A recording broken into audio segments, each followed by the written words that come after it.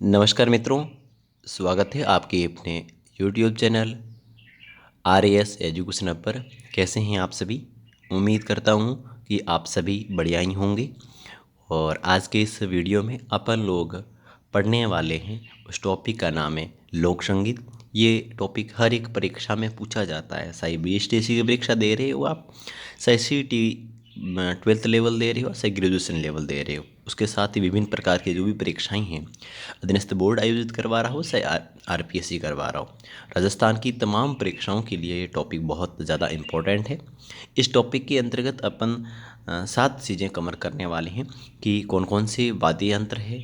ठीक है, जो 4 प्रकार के वाद्य यंत्र होते हैं उनमें से प्रश्न आते हैं। लोक गीतों के बारे में पढ़ेंगे, संगीत कौन कौन से संगीतों के संस्थान हैं उनके बारे में पढ़ेंगे, संगीतों के घराने भी पढ़ेंगे। ठीक है, और संगीत के संबंध में कौन कौन से महत्वपूर्ण ग्रंथ हैं उनको भी देखने वाले हैं, और जो प्रमुख गायन शैलियाँ हैं उनको भी देखेंगे, और संगीत जीवी जातियाँ कौन से, संगीत पर अपना जीवन यापन करने वाली जातियाँ कौन कौन सी है उनके बारे में भी जानेंगे। तो इस प्रकार ये टॉपिक हर एक परीक्षा के लिए उपयोगी है। और एक बात आपको और बता दूं कि अगर आप जो अभी टॉपिक अपन पढ़ रहे हैं, इस टॉपिक के आपको नोट्स चाहिए, हस्तलिखित नोट्स, तो आप हमें व्हाट्सअप कर मैं आपको नंबर नोट करवा लेता हूँ। इस नंबर पर 89 55 44 38 92, इस नंबर पर आप व्हाट्सअप करके आप PDF फॉर्मेट में इस नोट्स को ले सकते हैं। ठीक है, या फिर अपना टेलीग्राम चैनल है, वहाँ पर भी ये डाल दिए गए हैं, तो आप टेलीग्राम का लिंक दिया जा रहा है, वहाँ से आप टेलीग्राम पर जुड़ जाएं, ताकि वहाँ आपको स्टडी मटेरियल्स है वहाँ पर मिलता रहे। दूसरी बात, बाकी जितने भी वीडियो अपलोड किए हैं ये सारे के सारे प्लेलिस्ट में डाले हुए हैं, या फिर इस वीडियो के डिस्क्रिप्शन में इसका लिंक दिया जा रहा है, वहाँ से भी आप देख सकते हैं। ठीक है, फिर चलते हैं फिर अपने टॉपिक की तरफ। हाँ, अपन बात करें लोक संगीत के बारे में, तो वाद्य यंत्रों की पहले अपन बात करेंगे इस टॉपिक का। वाद्य यंत्रों के अंदर देखो 4 प्रकार के वाद्य यंत्र होते हैं। कितने प्रकार के वाद्य यंत्र होते हैं? 4 प्रकार के वाद्य यंत्र होते हैं। 1 मिनट, 4 प्रकार के अपने वाद्य यंत्र होते हैं। और पहले अपन 4 प्रकार के वाद्य यंत्रों की बात करते हैं। ठीक है, तो पहला अपना आता तत्व वाद्य यंत्र। कौन सा था? तत्व का मतलब था तार से, है ना, तार से ध्वनि उत्पन्न करने वाले वाद्य यंत्र होते हैं। और फिर एक है सुशीर वाद्य यंत्र। सुशीर वाद्य यंत्र उसे कहते हैं जो फूंक मारकर ध्वनि उत्पन्न की जाती है, जिनसे अपन फूंक मारकर ध्वनि उत्पन्न करते हैं, उन्हें सुशीर वाद्य यंत्र कहा जाता है। फिर है एक घन। घन वाद्य यंत्र क्या होता है? ये एक धातु से निर्मित होता है। किससे निर्मित होता है? धातु से निर्मित होता है, जिससे अपन आपस में टकरा कर क्या करते हैं, उसकी ध्वनि उत्पन्न करते हैं। ठीक है, एक होता है अवनद वाद्य यंत्र। अवनद वाद्य यंत्र होता है, ये एक चमड़े से मड़ा हुआ होता है, जिसे चोट से अपन चोट देते हैं उससे, या पीट कर अपन क्या करते हैं, इसको पीट कर बजाया जाता है ना। तो ये हो गया आपके 4 क्या, तत् का मतलब तार है, तत् का मतलब तार हो गया। ठीक है, और सुशीर का मतलब होगा फूंक मार कर। ठीक है, गहन का मतलब होता है कोई धातु से निर्मित होता है। अवनत वाद्य का चमड़े से मड़ा होता है। अब इनमें प्रश्न क्या आते हैं आपको मैं थोड़ा सा बता देता हूँ। प्रश्न ये आता है कि कौन सा तत्ववादी यंत्र है, मतलब तत्ववादी यंत्र आपको नाम दे दिए जाएंगे और सीधा पूछ लीजिए तत्ववादी यंत्र कौन सा है, या फिर सुशीरवादी यंत्र कौन सा है। ठीक है, तो आपको तत्ववादी यंत्र कौन कौन से हैं उनको याद करना पड़ेगा, सुशीरवादी यंत्र कौन कौन से ये भी याद करना पड़ेगा। रेयर केस है कि किसी स्पेशली किसी वाद्य यंत्र को लेकर प्रश्न पूछे, आपसे सीधा यही प्रश्न पूछा जाता है कि तत्ववादी यंत्र इन 4 में से नहीं है या है, कौन कौन सा घन वाद्य यंत्र इन 4 में से कौन सा है या नहीं, इस प्रकार का प्रश्न आता है। पहले अपन बात करेंगे तत्ववादी यंत्र की, तो कौन कौन से हैं, जैसे रावण हत्ता है, केंद्रा है, सुरिंदा है, कमायशा है, नहीं कामयाशा को या कमायशा को, और जंतर है।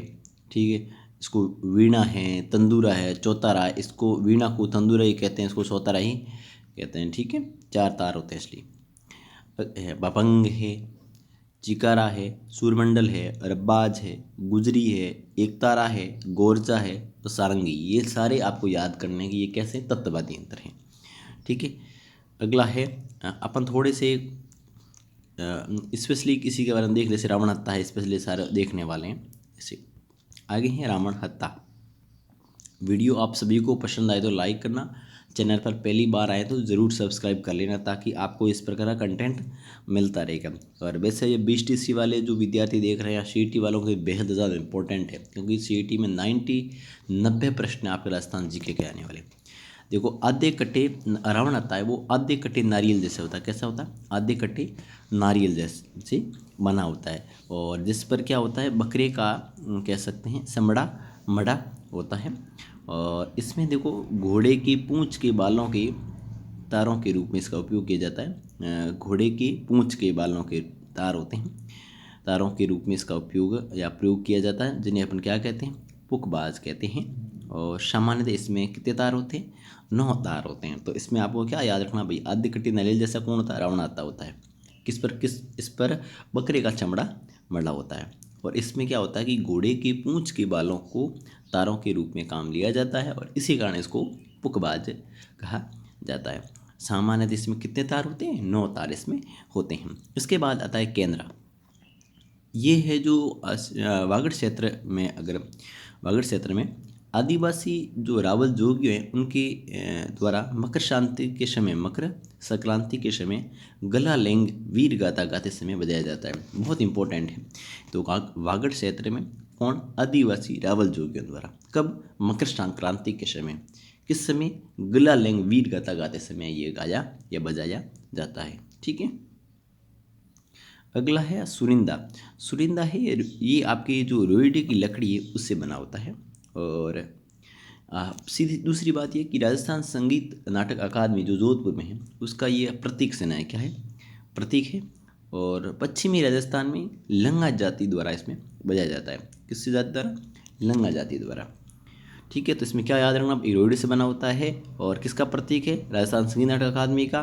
कौन बजाता है? लंगा जाति। बस इतनी सी बात आपको याद रखनी है। कामाया शाह के बारे में बात करें तो ये सारंगी के समान ही एक वाद्य यंत्र है। सारंगी है उसके समान ही ये एक वाद्य यंत्र है।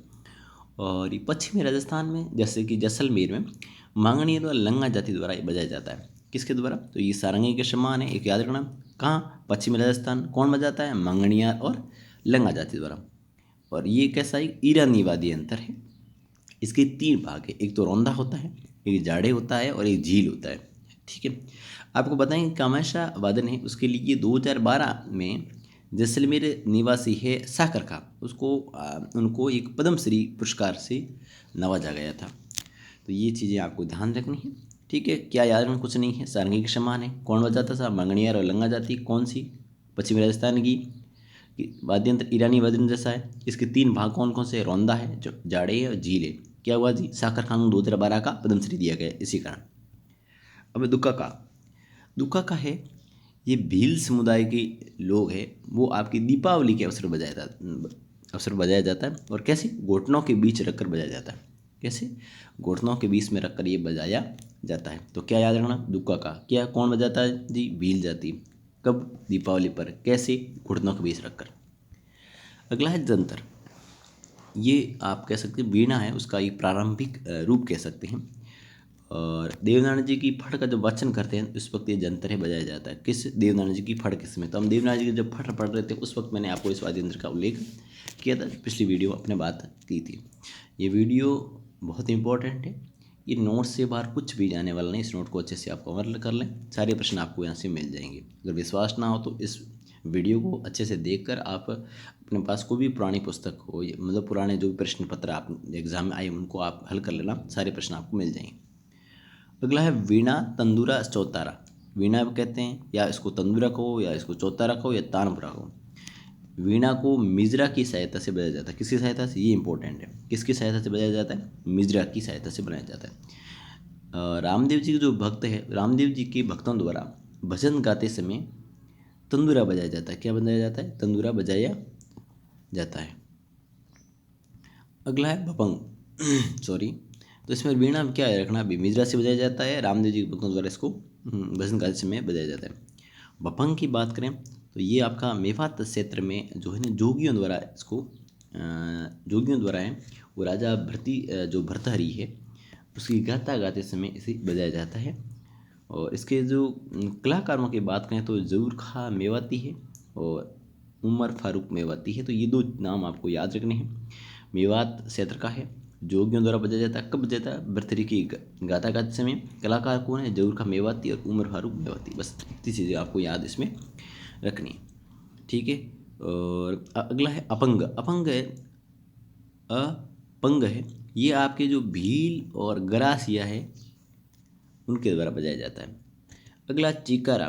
चिकारा है, ये केर की लकड़ी का बना होता है। किसकी? केर की लकड़ी का बना होता है और ये गरासियों का एक वाद्य यंत्र है। बस इतनी सी याद रखनी बात। क्या रखनी? अपंग भीलों का और गरासियों का। बस चिकारा केर की लकड़ी का बना होता है और गरासियों का वाद्य यंत्र है, ठीक है।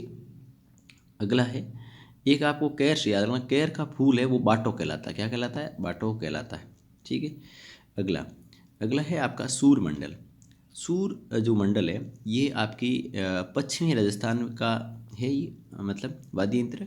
और इसको मांगणियार जाति बजाती है, ठीक है। और इसमें देखो 21 से 26 तार होते हैं। 21 से लेकर कितने तार होते हैं? 21 से 26 तार होते हैं ना। ये भी आपको इम्पोर्टेंट है, याद रखना है। अगला है रबाज।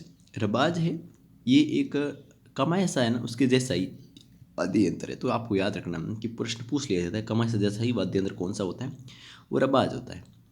अगला है रवाज।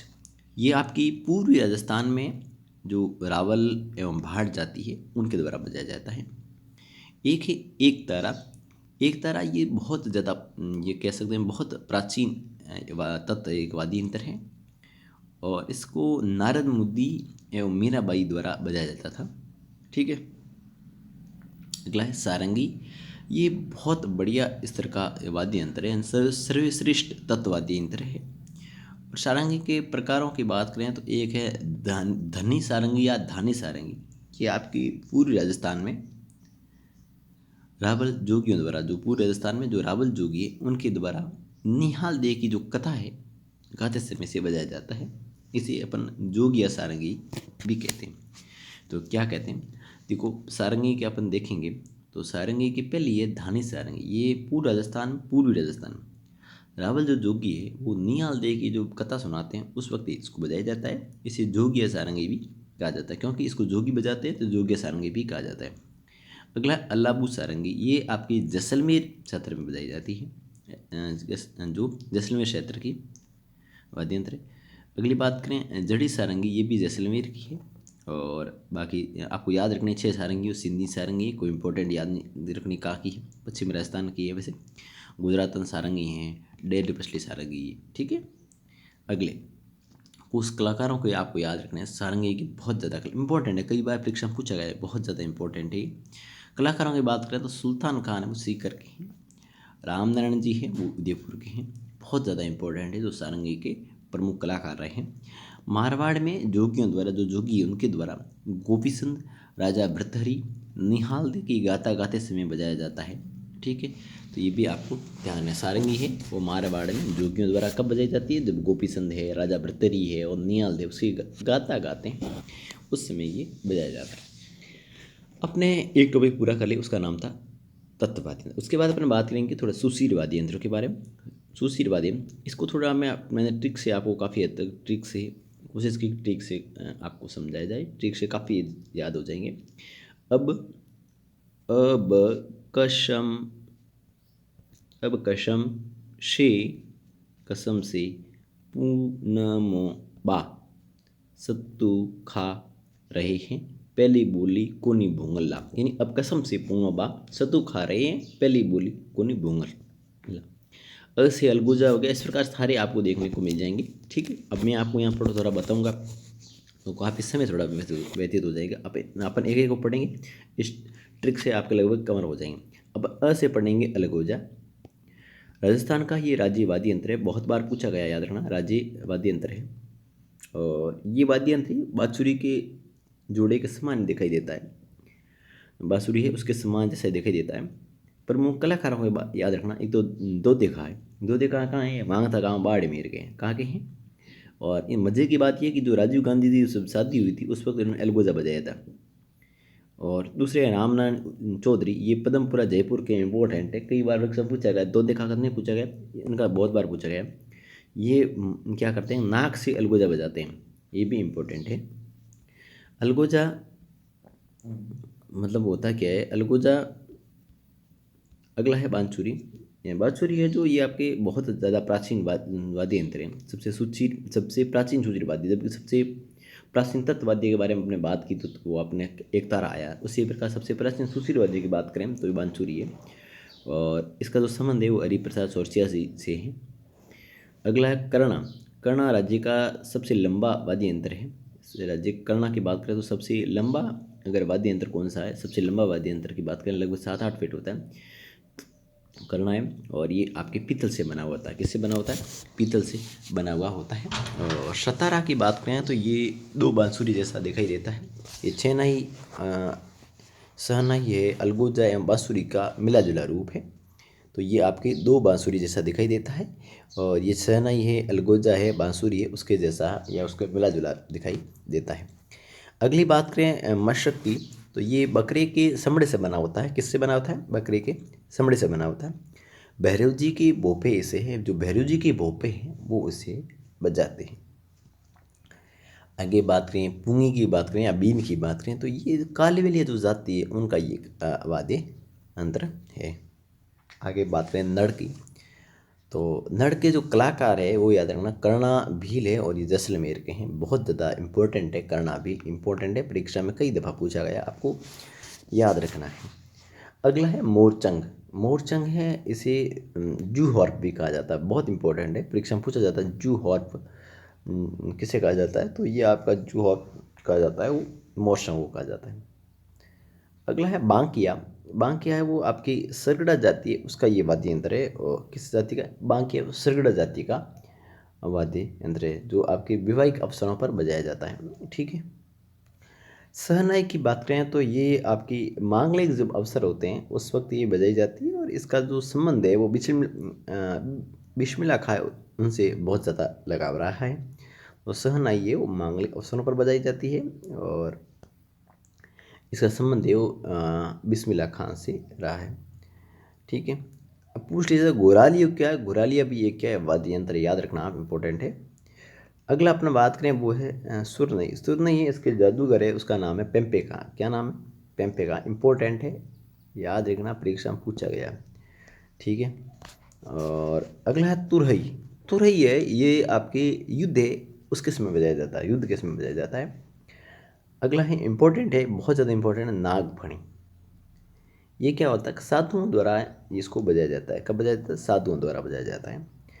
हम इसके सिवाय आपको याद रखना है बस ये वाद्य यंत्र है। जैसे शंख है, ये भी आपका सुशीर है। तारपी है, तारपी कई बार पूछा गया किस जाति का है, तो कथोड़ी जनजाति का जी है ना, कथोड़ी जनजाति का है। और अगला है आपकी पावरी है, मुरला है, सिंगा है, सिंगिंग है, टोटा है, बरगू है।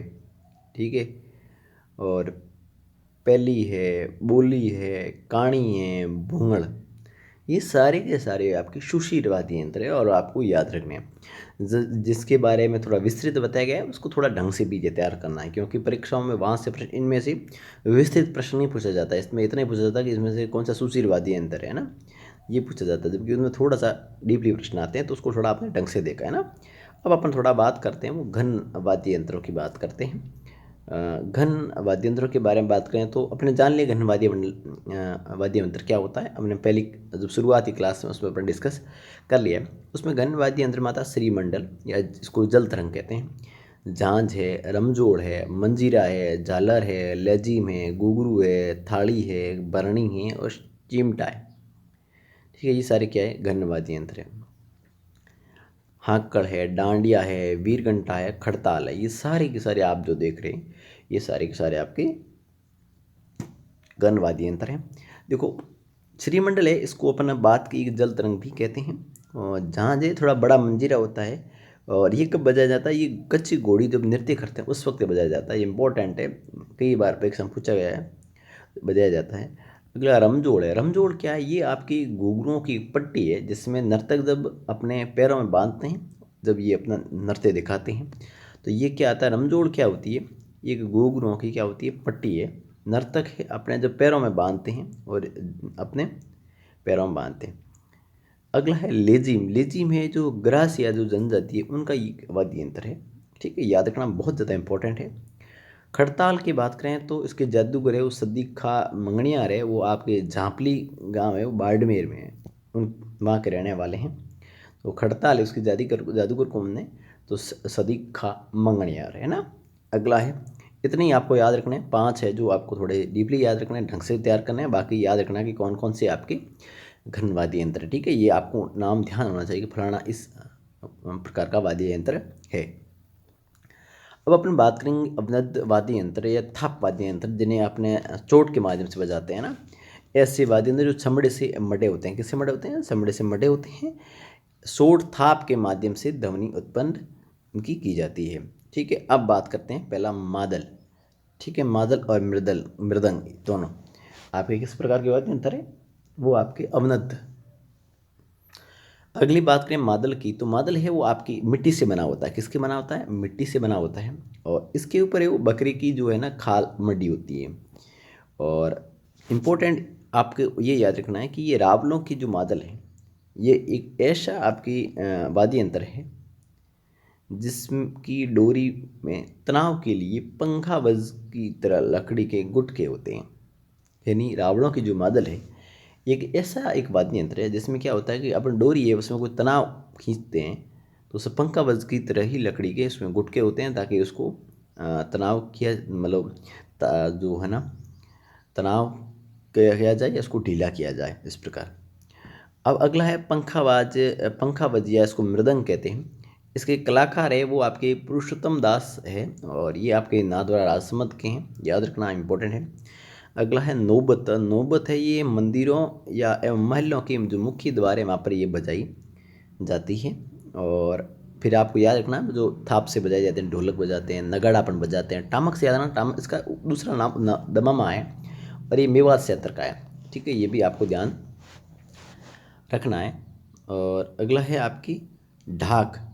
ढाक है वो आपकी डाक है, ताशा है, संग है, ठीक है। संग मतलब घेरो, माटे हैं, डेरू है, ये आपको थोड़ा ध्यान रखना है। और दफड़ी है, दौशा है, ठीक है। और डमरू है, माठ है, कमर है, कुंडी है, और खंजरी, ये सारे के सारे आपकी अवनद वाद्य यंत्र है। आपको याद रखने के कौन कौन से अवनद वाद्य यंत्र है, और मैं 3-4 के जो आपको इंपॉर्टेंट है उसके बारे में बताया, वो आपको ध्यान रखना। एक आप देखेंगे ना, जैसे आप दिशा पढ़ते हैं तो उसमें आप एक चीज़ नोट करेंगे, जांगा क्या होता है। जांगा क्या होता है, जो पीढ़ी दर वंशावली लिखने का जो काम करते हैं उसको जागा कहते हैं, क्या कहते हैं, जागा कहते हैं। और ये काम कौन करता है जी, भाट लोग हैं वही करते हैं जो वंशावली लिखने का, ठीक है। इतना आपको ध्यान रखना है। अब अपन अगले टॉपिक की तरफ बढ़ेंगे, उस टॉपिक का नाम है लोकगीत। क्या है, लोकगीत के बारे में पढ़ने वाले हैं, ठीक है। अब देखो लोकगीत है वो संस्कृति का बहुत ज़्यादा सुखद संदेश ले जाने की एक कला है। ये कहा था रविंद्रनाथ टैगोर जी ने। और लोकगीत है वो जनता की भाषा है, हमारी संस्कृति के पहरेदार हैं, ये कहा था महात्मा गांधी जी। और देवेंद्र सत्यार्थी जी ने कहा था कि लोकगीत है संस्कृति के मुंह बोले क्षेत्र होते हैं, ठीक है। और बात करते हैं संगीत के हरि सिंह जी की, तो उसके संबंध में ऐसा कहा जाता है कि वे अपनी राग से पत्र को भी पिघला सकते थे, ऐसे कलाकार हुआ करते थे हरि सिंह जी। राजस्थानी लोकगीतों को अगर संरक्षण देने का जो सर्वाधिक काम किया है तो वो किया है जयपुर के ही निवासी थे, उनका नाम था इकराम राजस्थानी। क्या नाम था, इकराम राजस्थानी। उन्होंने राजस्थानी लोकगीतों को संरक्षण देने का बहुत ज़्यादा काम किया था, ठीक है। अब जैसे गीतों की बात करें तो ढोला मारू गीत है वो आपके इसरोई का बहुत ज़्यादा फेमस है। बिछुड़ा ये हाड़ौती का है। हाड़ौती से आप कैसे याद रखेंगे कि हाड़ौती में आपको पता है कि वहाँ पठारी बाग ज़्यादा है, ठीक है। इसके कारण वहाँ बिच्छू ज़्यादा होंगे, ऐसा याद रख लो, हाड़ौती क्षेत्र का है। रसिया गीत है वो आपकी पूर्वी राजस्थान का बहुत ज़्यादा फेमस है। इसकी गीत है ये भी पूर्वी राजस्थान का है, जिसमें अलवर और भरतपुर का है, तो इसकी गीत है वो आपको याद रखना है कहाँ है, पूर्वी राजस्थान का है। पछेड़ा गीत है वो आपको याद रखना है कि मध्य पूर्वी राजस्थान का है, कहाँ है, मध्य पूर्वी राजस्थान का ये गीत है जिसका नाम है पछेड़ा गीत है। सिरमी है वो आपकी नवविवाहित वधू है, वो ससुराल में अपने भाई या पिता की जो आने की प्रतीक्षा करती है, तो उस मनोदशा का यहाँ पर चित्रण इस गीत के माध्यम से किया जाता है। यानी जब नवविवाहित वधू होती है, जब अपने ससुराल भेज दी जाती है, तो अपने भाई और पिता का इंतज़ार करती है कि वो मुझे लेने के लिए आएंगे, मैं मायके जाऊंगी। तो इस प्रकार की मनोदशा का चित्रण का जो किया जाता है वो आपके सिरमी गीत में किया गया है। ठीक है, अगला अपन बढ़ते हैं, अगले की तरफ बढ़ते हैं। तो अगला है लावणी। लावणी है, इसमें गीत में क्या होता है कि जो प्रीतम होता है, ठीक है, प्रेमी होता है, जो अपनी प्रीतमा को है ना बगीचे में मिल आकर मिलने कहता है इस गीत के माध्यम से, उपवन इन बगीचा, है ना। अगला है सुमुटियो। सुमुटियो है ये आपके किस क्षेत्र का, तो मेवाड़ क्षेत्र का है। किस समुदाय का, तो भील समुदाय का। और इसको कौन गाती है, तो महिलाएं गाती है। तो ये आपको याद रखना है, सुमुटियो मेवाड़ क्षेत्र में भील समुदाय द्वारा, भील समुदाय की जो महिलाएं हैं वो उसको गाती है। अगला है अमचिडो। अमचिडो ये भी आपके मेवाड़ क्षेत्र का है और समुदाय की बात करें भीलों का है। और अमचिडो है वो आपकी महिला और पुरुष दोनों मिलकर गाती है ना, महिला एवं पुरुष दोनों मिलकर इस गीत को गाते हैं, ये भी आपको ध्यान रखना है। अगला एक है जेरावा। जेरावा ये जैसलमेर का गीत है, किसका, जैसलमेर का। और महिलाएं इसको गाती है, कब गाती है, जब इसका पति विदेश गया हुआ हो और पति की स्मृति में, पति की याद में इस गीत को गाया जाता है, पति की याद में इस गाथा को गाया जाता है। अगला है आपको थोड़ा याद रखना है, मरु जो प्रदेश है इसके कौन कौन से गीत याद रखना, मूमल है, गाडुलो है, गुंगरी है, केवटा है और रतन राणो है। ये आपके मरु प्रदेश के लोकगीत है, आपको थोड़ा इसमें ध्यान रखना है। अगला है आपके पहाड़ी गीत कौन कौन से, ये भी ध्यान रखना है, जैसे लालर है, बीचिया है, पटेलिया है। ये सारे आपके इंपॉर्टेंट नहीं है, वेरी वेरी इंपॉर्टेंट है, याद रखना। मरु प्रदेश के मूमल, गाडुलो, गुंगरी, केवटा, रतन राणो। पहाड़ी गीत है लालर, बीचिया, पटेलिया। अगली बात करें अपने गोरबंद की, तो गोरबंद क्या होता है, ये जो ऊँट के श्रृंगार से संबंधित एक गीत है, ऊँट के जो श्रृंगार है उसके संबंधित ये गीत है। अगला है मोरिया है। मोरिया है, इस गीत में ऐसी मनोदशा का वर्णन होता है, ऐसी कन्या जिसकी सगाई तो हो गई हो लेकिन शादी होनी है। तो ऐसी कन्या जिसका रिश्ता तो हो गया लेकिन उसकी शादी होनी है, उसकी मनोदशा का वर्णन मोरिया गीत में किया गया है ना। अगला मरसिया क्या होता है, जो कि किसी प्रसिद्ध व्यक्ति है उसकी याद में से गाया जाता है, जो कोई प्रसिद्ध व्यक्ति है जिसकी मृत्यु हो गई है उसकी याद में इस गीत को गाया जाता है, इतना आपको याद में याद रखना है। अगला है आपका केसरिया बालम। यह राजस्थान का आपको पता ही राज्य गीत है, और ये गीत है बीकानेर की जो अल्लाह जिल्लाबाई है ने इसमें मांड गायन शैली से इसे गाया है। बीकानेर के महाराजा गंगा सिंह ने अल्लाह जिलाबाई को संरक्षण दिया था और 1982 में अल्लाह जिलाबाई को पद्म श्री पुरस्कार दिया गया था। तो आपको याद क्या रखना, केसरिया बालम राजस्थान का राज्य गीत है। ये गीत किसने गाया था, ये अल्लाह जिलाबाई ने मांड गायन शैली में गाया। और बीकानेर के जो महाराजा हुआ करते थे गंगा सिंह ने उनको इससे अल्लाह जिलाबाई को संरक्षण दिया था और 1982 में इसको अल्लाह जिलाबाई को पद्म श्री पुरस्कार से नवाजा गया। रजस है, ये भक्ति गीत है साहब। और मूमल गीत है जैसलमेर का एक सरकारी गीत है, ठीक है। और सुपना है, ये आपकी दुल्हन के सपनों से संबंधित गीत है। दुपट्टा गीत की बात करें तो दूल्हे की सालियों द्वारा गाया जाने वाला एक गीत है। कोकड़ी गीत है रात्रि जोगे का अंतिम गीत है, जब रात्रि जोगा होता है, रात्रि भर जागरण करके प्रभात फेरी में सुबह जो गाया जाता है उसको ये गीत है, कोकड़ी गीत है। जलो जलाले, दूल्हे की जो सालियाँ होती है उनके द्वारा जब बारात के डेरे में दूल्हे को निरखते समय, उनको देखते समय जो गाया जाने वाला गीत है वो आपका है जलो जलाल।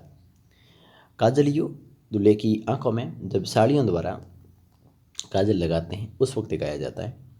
जैसा है ओलर गीत है, ये आपकी बच्चे का जब जन्म होता है उस वक्त ये गाया जाता है, बच्चे के जन्म पर ये गीत गाया जाता है। सरसरी की बात करें तो ये आपकी नृत्य के समय जब लय एवं ताल के साथ गाया जाने वाला गीत है, सरसरी गीत है। नृत्य के समय जब डांस करते हैं, नाचते हैं, उस समय लय एवं ताल के साथ गाया जाने वाला एक गीत है। अगला है ओलियो गीत। ओलियो गीत है, ये जब दुल्हन की जब विदाई होती है उस समय जो घर की जो महिलाएँ हैं, ठीक है, महिलाएं हैं जो मन को अपना हल्का करने के लिए इस गीत को गाती है, गाया जाने वाला गीत है। अगला है कोलड़ी या अम्बा गीत है। कोलड़ी और अम्बा गीत है, तो ये दुल्हन की विदाई समय गाया जाने वाला एक गीत है।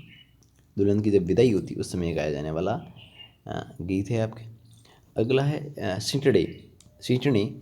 सीटने, तो ये आपकी दूल्हे के ससुराल में गाया जाने वाला गीत है। दूल्हे का जब दूल्हा होता है उसकी ससुराल में ये गीत गाया जाता है। अगला है आपका हर का हिंडोला। ये प्रश्न बहुत शानदार आपको याद रखना है, कई बार परीक्षा में पूछा गया है। तो ये आपके पश्चिमी राजस्थान में जब किसी वृद्ध व्यक्ति की जब मृत्यु हो जाती है तो ये गीत आपके गाया जाता है। लोवड़ी या हरणी, ये आपके मेवाड़ में मेवाड़ क्षेत्र है उसमें लड़कों द्वारा गाया जाता है। इंपॉर्टेंट इसलिए है कि गीत अक्सर लड़कियां गाती हैं, लड़कों द्वारा गीत गाया जाने वाला गीत कौन सा है? लोवड़ी और हरणी। अगला है आपका घड़लियो। घड़लियो ये आपके मेवाड़ में लड़कियों द्वारा इस गीत को गाया जाता है। ठीक है, अब अपन पढ़ेंगे संगीत जीवी कौन कौन सी जातियाँ हैं जो संगीत के आधार पर अपना जीवन यापन करती है। चलिए फिर अपन देखते हैं संगीत जीवी जातियों के बारे में अपन लोग अभी देखने वाले हैं। पहली जाति है कलावंत। ये आपकी जयपुर है उसके डागर घराने से इसका संबंध है या इसी जाति का है। और ये अपने आप है ना, जो कलावंत है ये अपने आप को तानसेन है उनका वंशज मानते हैं। और अगला है डाडी। डाडी जो है ये आपकी पश्चिमी राजस्थान से इनका संबंध है। और इनका जो वाद्य यंत्र है वो याद रखना आपकी सारंगी है और बाज है और ढोलक है। अगला है मांगणियार। ये भी आपकी पश्चिमी राजस्थान से संबंधित है। इनका वाद्य यंत्र है वो कामायशा है और खड़ताल है। अगला है मीरासी है, वो भी आपके पश्चिमी राजस्थान से हैं। इनका वाद्य यंत्र है वो सारंगी है। अगली है भाट है। इनका कार्य है पीढ़ी दर पीढ़ी है वो वंशावली लिखना होता है। और पीढ़ी लिखने वाला जगह कहलाता है, ये डिस्कस अपन कर चुके हैं। ठीक है भाई, पीढ़ी दर पीढ़ी जो लिखने वाला होता है उसको जगह कहते हैं। और लिखने वंशावली लिखने का काम ये किनका है? ये भाटों का होता है। ठीक है, अगली जो जाति है वो राणा है। राणा है वो अपनी जयपुर और शेखावटी इसका जो क्षेत्र है। और वाद्य यंत्र है वो आपका ढोलक है। लंगा जाति ये भी आपकी पश्चिमी राजस्थान से संबंधित है। वाद्य यंत्रों की बात करें तो सारंगी और कामायशा है ना। और अगर बात करें तो फेमस लंगा जाति के लिए फेमस गांव है तो वो है बड़वाना गांव है। बड़वाना गांव बाड़मेर जिले में है ना। अगली है पातूर है। पातूर ये भी आपकी मारवाड़ में है। और इस जाति के जो लोग हैं वो जागरी कहलाते हैं। क्या कहलाते हैं? जागरी। इंपॉर्टेंट है, याद रखना आप। पातूर मारवाड़ से संबंध है। इस जाति के लोग ये वो जागरी कहलाते हैं ना। अगला है कव्वाल है। ये लोग आपके कव्वाली गाने का है वो काम है वो करते हैं। और सरगड़ा है, ये इंपॉर्टेंट याद रखना चाहती है। ये आपकी तीर कमान बनाने वाले क्या है? ये लोग हैं। और ये लोग जब कच्ची घोड़ी नृत्य के कुछ जो कच्ची घोड़ी जो नृत्य जो शेखावटी का जो नृत्य है उस नृत्य में ये कुशल होते हैं, कुशल होते हैं ना। ये उसमें दक्ष होते हैं, कुशल मतलब दक्ष होते हैं ना। अगला है लोक गायन से संबंधित प्रमुख रागें कौन कौन सी है? तो देश है, सोरठ है, मारू है। देश है, सोरठ है, मारू है, प्रज है, कालिगड़ा है, जोग्या है, आशावरी है, बिलावल है, पिल्लू है, खमाज है। ये आपके कह सकते हैं क्या है? लोक गायन से संबंधित बहुत ज़्यादा इम्पोर्टेंट राग है। पश्चिमी राजस्थान में भोपो द्वारा एक बजाया जाने वाला वाद्य यंत्र है उसका नाम है तंदूरा है। तंदूरा आप कमेंट करके बताएंगे तंदूरा तत्व वाद्य यंत्र है, सुशीर वाद्य यंत्र है।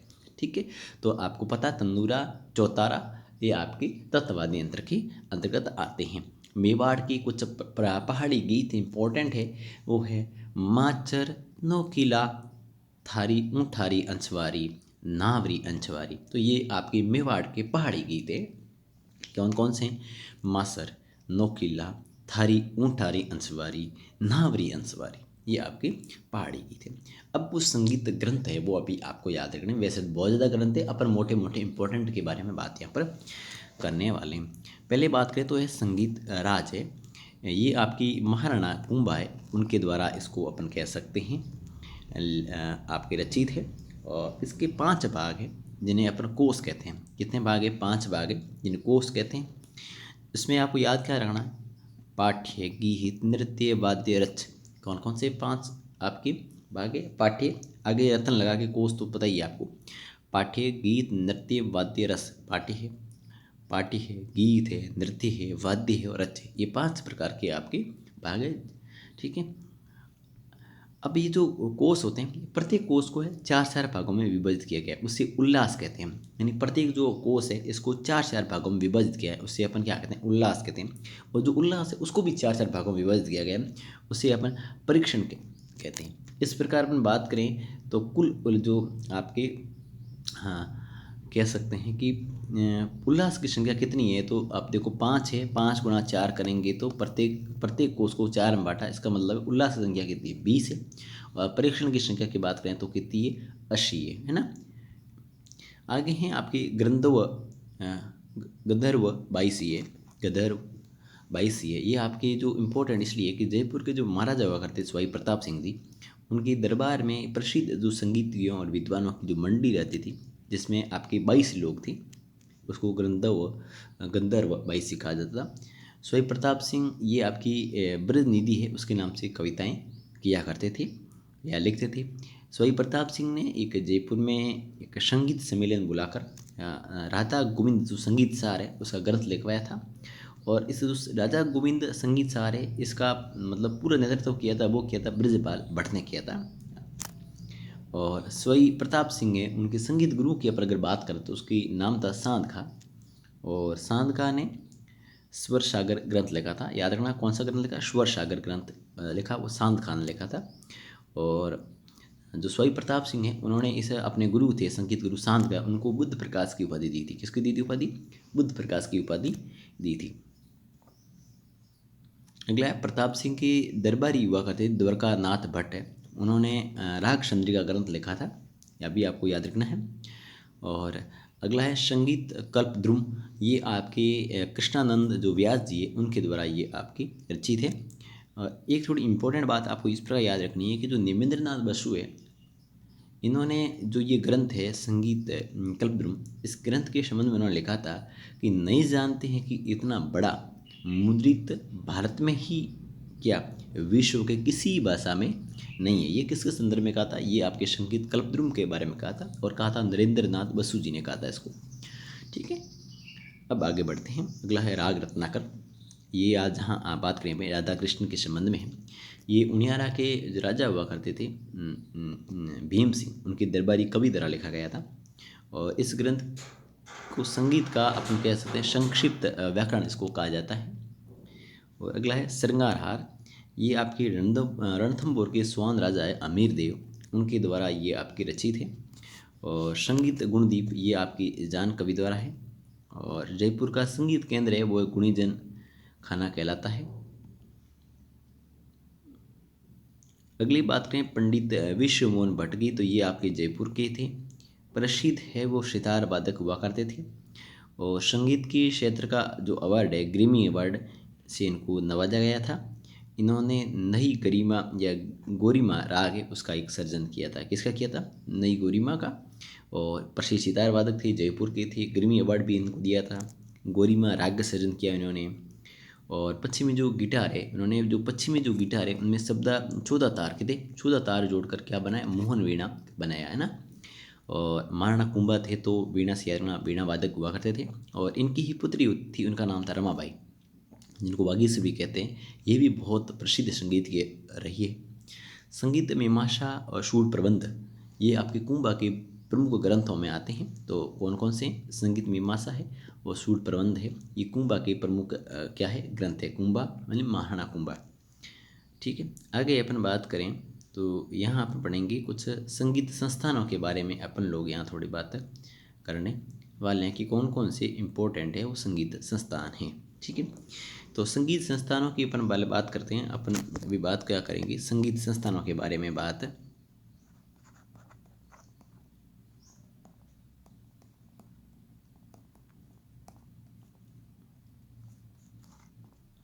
करने वाले हैं। तो संगीत संस्थानों की अपन बात यहाँ करें तो संगीत संस्थानों के अंतर्गत संगीत संस्थान है वो आपकी जयपुर में है, ये स्थापना 1950 में हुई थी। और संगीत नाटक अकादमी की बात करें तो ये आपके जोधपुर में है, इसकी स्थापना 1957 में हुई थी। इसका प्रतीक सुरिंदा है, जो अपने जब वाद्य यंत्र पढ़ रहे थे उस वक्त मैंने आपको बताया था कि सुरिंदा जो वाद्य यंत्र है राजस्थान संगीत नाटक अकादमी का प्रतीक चिन्ह है। ठीक है, और यहाँ से जो पत्रिका निकाली जाती है उसका नाम है रंग योग। क्या नाम है, आपको याद रखना नाम है रंग योग। इम्पोर्टेंट है, इसलिए आपको थोड़ा इसको याद रखना है, रंग योग है ना। अगली बात करें राजस्थान कला अकादमी की, तो ये आपकी है जयपुर में। कहाँ है? राजस्थान कला अकादमी ही आपकी वो है जयपुर में, और इसकी स्थापना भी 1957 में हुई थी। अगली बात है मदरसा ए हुनरी, ये आपकी हैं जयपुर में है, और जयपुर में है। इसकी स्थापना 1857 में जब क्रांति उस वक्त हुई थी। इस संस्थान की स्थापना है वो की थी हमने राम सिंह सेकंड जी, और मदरसा ए हुनरी का नाम है वो बदलकर महाराजा स्कूल आर्ट एंड क्राफ्ट कर दिया गया था। महाराजा नाम कर दिया, बाद में इसका नाम और चेंज हुआ और महाराजा हटकर इसकी जगह इस नाम होकर Rajasthan school art and craft हो गया है। तो वर्तमान में इसका नाम है Rajasthan school art and craft है, और ये स्थापना 1857 में राम सिंह सेकंड ने की थी ना, आपके याद रखना। अगला है रविंद्र रंगमंच सोसाइटी, ये भी आपकी कहाँ है? जयपुर में। स्थापना 1963 में इसकी स्थापना हुई थी। और अगला है जयपुर कथक घराना, ये भी आपके जयपुर में। स्थापना इसकी 1968 में हुई है आपकी, ठीक है। और अगला है राम प्रकाश थिएटर है, ये भी आपके कहाँ है? जयपुर में है, और इसकी स्थापना है 1978 में हुई। ये इम्पोर्टेंट इसलिए कि राज्य का प्रथम है वो फारसी थिएटर है। कैसा है? पारसी थिएटर है, ठीक है। अगला है आपका, मैं थोड़ा इसको वापस रिवाइज नहीं करवाऊँगा क्योंकि वीडियो ज़्यादा लंबा हो जाएगा, और अपन अब तक 40 मिनट तक आ चुके हैं। रूपायन संस्थान है वो आपके बोरुंदा में है, बोरुंदा जोधपुर में है। स्थापना 1960 में हुई थी। संस्थापक कौन थे जी? कोमल कोठारी जी थे, और साथ में इसके संस्थापक की बात करें तो विजयदान देता है। अगला है राष्ट्रीय कला मंडल है वो आपके जोधपुर में है। स्थापना 1954 में हुई थी, 1954 में हुई थी। संस्थापक है वो गोवर्धन लाल काबरा है, इनके नाम से कॉलेज भी चलता है जोधपुर में। अगला है भारतीय लोक कला मंडल है, ये आपकी उदयपुर में है। स्थापना 1952 में हुई थी, और इसके संस्थापक के बारे में बात करें तो ये आपके देवीलाल जी सांबर है, और ये यहाँ कह सकते हैं कठपुतलियों का यहाँ पर क्या है? संग्रहालय है। अगली बात करें पश्चिमी क्षेत्र सांस्कृतिक केंद्र है वो आपके उदयपुर में है। स्थापना 1986 में हुई थी। इसका अध्यक्ष होता है, ये थोड़ा अपवाद है, इसका अध्यक्ष होता है वो कौन होता है? राज्यपाल होता है, ये इसका अपवाद है, आपको ध्यान रखना है। और इसमें जो 4 राज्य है वो आपके शामिल है, राजस्थान है, गुजरात है, महाराष्ट्र है और गोवा है, आपको इस प्रकार याद रखना है। अगली अपन बात करें तो है सदीखा मंगनियार लोक कला मंडल अनुसंधान परिषद लोक रंग, इसकी स्थापना 2002 में जयपुर में हुई थी, ये जयपुर में है। ज्वार कला केंद्र है ये आपके जयपुर में है। 1993 में इसकी स्थापना हुई। उसका उद्घाटन है उस समय के राष्ट्रपति हुआ करते थे शंकर दयाल शर्मा, उन्होंने किया था। और इसकी जो वास्तुकार है वो उसके थे साल्च कोरिया थे, साल्च कोरिया इनकी वास्तुकार हुआ करते थे। लोक संस्कृति शोध संस्थान की बात करें तो ये आपकी नक्र श्री चूरू में है। 1964 में इसकी स्थापना हुई थी, ठीक है। और संस्थापक है वो आपके गोविंद कुमार अग्रवाल है, और एवं सुबोध कुमार अग्रवाल इसके संस्थापक हुआ करते थे, ठीक है। इस प्रकार ये संगीत संस्थान है, इनके बारे में अपन बात कर चुके हैं। अब थोड़ा सा अपन देख लेते हैं संगीत घराने कौन कौन से हैं, काफ़ी थोड़ा सा संगीत घरानों के बारे में अपन बात करें अगले टॉपिक के बारे में। तो ये आपको अपन बात करें संगीत घरानों के बारे में, तो आपको याद रखना सामवेद को संगीत वेद कहा जाता है। किसको कहा जाता है? सामवेद को है वो संगीत वेद कहा जाता है। संगीत घराना जो परंपरा है उसकी शुरुआत है वो अपने वो की थी तानसेन जी ने। और पहला अपन देखेंगे ध्रुपद गायन क्या होता है, ध्रुपद गायन क्या होता है। इसकी शुरुआत है ये की थी अपने जो ध्रुपद गायन की शुरुआत है वो की थी अपने जो ग्वालियर है, ग्वालियर के राजा हुआ करते थे मान सिंह तोमर, उन्होंने की थी। उनकी जो दरबारी कवि हुआ करते बेजू बावरा, उसने की थी किसकी? ध्रुपद गायन की। और ध्रुपद गायन की 4 शैलियाँ होती है, ये आपको थोड़ा याद रखना है। और पहली है डांगर वाणी, इसकी शुरुआत अपन कहें तो आपकी ब्रजनंद ने की थी, और ये जयपुर से हुई थी। गौरवाणी है, इसकी भी शुरुआत है तानसेन ने की थी गौरवाणी की तो। और खंडारवाणी की शुरुआत है वो की थी समोक सिंह ने की थी, समोकन सिंह ने की थी। और ये आपकी उनियारा जो टोपेली टोंक माजा करता था। नोहरवाणी है, इसकी शुरुआत है श्री संत मनोहर ने की थी और ये आपके जयपुर के। अब आप याद रखना ध्रुपद गायन कितनी शैलियाँ, 4 शैलियाँ हैं। नाम पूछ ले, डागरवाणी है, गौरवाणी है, खंडारवाणी है, नौरवाणी। ठीक है, और कौन कौन व्यक्ति से संबंधित है वो भी आपको मैंने बता दी। आपको याद रखना, इंपॉर्टेंट है, कई बार पूछा गया। ध्रुपद गायन का शुरुआत है मान सिंह तोमर, ग्वालियर राजा हुआ, उनके दरबारी कवि बेजू बावरा ने इसकी शुरुआत की थी। अब अपन कहते हैं जयपुर घराना। जयपुर घराना की अपन थोड़ी बात करें। ये जयपुर से जयपुर है। संस्थापक तो मदरंग, इसको भूपत खां भी कहते हैं। बस इतना याद रखना है। आपको स्पीड नहीं बढ़ानी है, स्पीड बढ़ाओगे तो चीज़ें समझ में नहीं आएगी। एक ही स्पीड ढंग से पूरा वीडियो को देखें, आराम से आपकी चीज़ें यहाँ पर कवर हो जाएगी। और लाइक और सब्सक्राइब तो आप बिना कहीं कर लेंगे। प्रमुख कलाकारों की बात करें तो मोहम्मद अली खां है जो कोठी वाले हैं, और मुबारक अली खां है, और करामत खां है जो जयपुर घराने से संबंधित है। भातखंडी जी की पुस्तक है कर्मिका मलिका में मोहम्मद अली खां को हर रंग की उपाधि दी गई है। इम्पोर्टेंट है, इसलिए आपको याद रखना है। ठीक है, और अगला है अलादिया खां घराना। ये आपका संबंध है जयपुर से, इसका संबंध है, और संस्थापक इसके हैं वो अलादिया खान हैं, और जयपुर घराने की ये क्या है, एक शाखा है। और इसके प्रमुख कलाकारों की बात करें तो केसर बाई केरकर है, और मोंगी बाई कुर्डीकर है, और भास्कर बुआ है। ये आपको नाम ध्यान में रखने हैं। और एक बस ये तो ऐसे ही याद है, गज़ल गायक जो जगजीत है उनका संबंध है वो श्री गंगानगर से हैं, आपको याद रखना है इसका। ठीक है, और अगला है अंतरोली घराना है जो जयपुर का है, और इसके संस्थापक है वो साहब का अंतरोली है, और जयपुर घराने की भी क्या है ये शाखा है। और रुलाने वाले फ़कीर के नाम से प्रसिद्ध है मानतोल खां। इंपॉर्टेंट याद रखना कि रुलाने वाले फ़कीर के नाम से कौन प्रसिद्ध है, तो मानतोल खां का संबंध इस घराने से है। और अगला है किशोरी अमोणकर का संबंध भी इसी घराने से है। याद रखना, किशोरी अमोणकर का है और मानतोल खां का है संबंध किस घराने से है, तो अंतरोली घराने से। अगला है मेवाती घराना। इसके संस्थापक हुए थे गंगे नज़ीर खां, और ये जोधपुर के जो राजा हुआ करते जसवंत सिंह फर्स्ट उनके दरबारी थे, और जयपुर के कत्तक घराने से इनका संबंध हुआ करता था। और अगर बात करें मेवाती घराने की तो पंडित जसराज है, और ज्योति मोती है, और प्रताप है जो मेवाती घराने के कलाकार हैं। पटियाला घराना की अपन बात करें तो इसके संस्थापक हुआ करते फतेह अली और अली बख्श थे। फतेह अली और अली बख्श हुआ करते थे, जिसको आलिया फतू कहते हैं। अली आलिया मतलब अली से आलिया। ठीक है, आलिया फत ठीक है, याद रखना है। मतलब कहने का मतलब ये हुआ कि फतू से आपका हो गया फतू, फतेह से फतू, और अली बख्श से हो गया आपका कह सकते हैं आलिया। इस प्रकार आपको याद रखना है। इनके गुरु का नाम था वो था गोकी बाई। क्या नाम था? गोकी बाई जी। और पाकिस्तानी जो गज़ल गायक हुआ करते थे गुलाम अली, उनका संबंध अगर अपन बात करें तो वैसे तो पटियाला घराने से था। ठीक है, और ये जयपुर घराने की शाखा ये मानी जाती है। अगला सैनिया घराना, ये आपका है सैनिया घराना, वो जयपुर से हैं, और इसके संस्थापक थे वो सूरज सेन थे। सूरज सेन जो पुत्र किसके थे? तानसेन के बेटे हुआ करते थे उनका। और इसी सितारियों का अपन कह सकते हैं घराना है। और इम्पोर्टेंट इसलिए है कि गौरवाणी और खंडारवाणी का संबंध इसी आपके घराने से है। ठीक है, कलाकारों की बात करें तो सैनी असे सेन, अमृत सेन है, हिम्मत सेन है, रहीम सेन है, सुख सेन है। अगला है आपके डागर घराना। ये आपका जयपुर से संबंधित है। इसकी संस्थापक के बारे में बात करें तो ये बहरम खां डांगर इसके संस्थापक हैं। राम सिंह सेकंड की दरबारी हुआ करते थे बहरम खां डांगर। और इस घराने के जो पुराने आदि पुरुष की बात करें तो गोपाल दास जी थे, जिन्हें इमाम बख्श कहते थे। और इस घराने में जुगलबंदी की जो शुरुआत है वो की थी आपकी जहरुद्दीन एवं फैजुद्दीन ने इसकी शुरुआत आपकी की थी।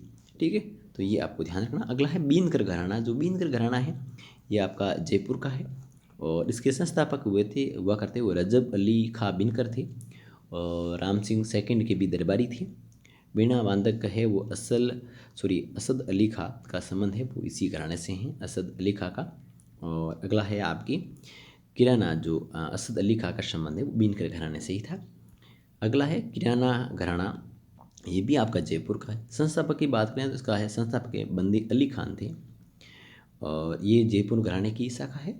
और ये घराना है जो महाराष्ट्र में बहुत ज़्यादा प्रसिद्ध था, तो याद रखना है कहाँ प्रसिद्ध था, महाराष्ट्र में। और इसके कलाकार है पंडित भीमसेन जोशी है, इनको भारत रत्न से नवाजा गया था। और गंगूबाई हंगल है और रोशन आरा है। तो भीमसेन जोशी का संबंध किससे है? तो किराना घराने से। तो ये आपको थोड़ा ध्यान रखना है, ठीक है। अगला है रंगीला घराना।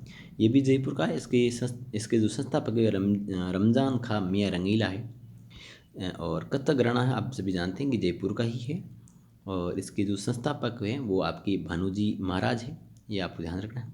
कथक की शुरुआत है वो आपकी 13वीं सदी में मानी जाती है। और बिरजू जो महाराज है ये आपके इसी घराने से संबंधित है, ये आपको थोड़ा ध्यान में रखना है। और अगला है पंडित उदय शंकर, ये आपके उदयपुर के हैं। कथक एवं बेली डांसर के लिए जाने जाते हैं, ये भी आपको ध्यान रखना है। अब अपन कुछ पढ़ेंगे गायन शैलियाँ, ठीक है। देखो मेरे अभ्यर्थियों, मैं वन में चल रहा हूँ, तो हो सकता है आपको थोड़ा बोरियत महसूस हो, लेकिन मैंने आपको करना है, आपको इस टॉपिक को केवल रीड मानना है, ठीक है, ताकि आपकी 50 मिनट इस टॉपिक को पूरा का पूरा कवर हो जाए। क्योंकि जब अपने पास विद्यार्थी सामने जब हमारे सामने होते हैं तो उन चीज़ों को अपन थोड़ी सी विस्तृत तरीके से समझा कर कोशिश करते हैं कि चीज़ों को डिलीवर किया जाए। जबकि यहाँ पर क्या होता है कि वन में चल रहा हूँ तो मुझे सारी चीज़ें आपको एक साथ बतानी होती है। अगली है माड गायन शैली, और ये आपकी पश्चिमी राजस्थान की गायन शैली है। और माड प्रदेश कौन सा है? जैसलमेर है। इसके प्रमुख कलाकार मैंने बताया कि अल्लाह जिलाबाई है, वो बीकानेर की है। कुछ कलाकारों के नाम याद रखना, आपकी मांगी बाई उदयपुर की है, गंवी देवी पाली की है, जमीला जो बानो है वो जोधपुर की है, बनो बेगम है वो जयपुर की है। मंगनियार गायन शैली है वो पश्चिमी राजस्थान की है। खड़ताल का जादूगर है सद्दीक खान है, और कांवा शाह का है वो साकर खान है। ये भी इम्पोर्टेंट है, आपको थोड़ा याद रखना है, ठीक है। अगला है तालबंदी गायन शैली, ये आपकी पूर्वी राजस्थान की है। वाद्य यंत्र है हारमोनियम हो तबला, इनका वाद्य यंत्र है। अगला है आपके, यहाँ तक इम्पोर्टेंट इतनी ही आपके जो गायन शैलियाँ आपको याद रखनी है। अगली क्लास में अपन लोग जो टॉपिक पढ़ने वाले हैं राजस्थान की परिधान वस्त्र और वेशभूषा टॉपिक है, वो अगली क्लास में अपन लोग कवर करने वाले। अब इस टॉपिक में आपको कौन सी चीज़ समझ में नहीं आई, आप कमेंट बॉक्स में लिखिए। और दूसरी बात, वीडियो पसंद आए तो लाइक करना अपने मित्रों के साथ साझा करना। नोट्स है वो आपको हम टेलीग्राम पर कर देंगे, या फिर आप हमें व्हाट्सअप करके भी प्राप्त कर सकते हैं, ठीक है। तो टेलीग्राम का जो लिंक है डिस्क्रिप्शन में दिया गया है, या फिर आप सीधा सर्च कर लें और सर्च करके भी आप जुड़ सकते हैं। RAS एजुकेशन अब सर्च करके, या फिर इसका डिस्क्रिप्शन में लिंक दिया गया है, वहाँ से भी आप जुड़ सकते हैं। धन्यवाद।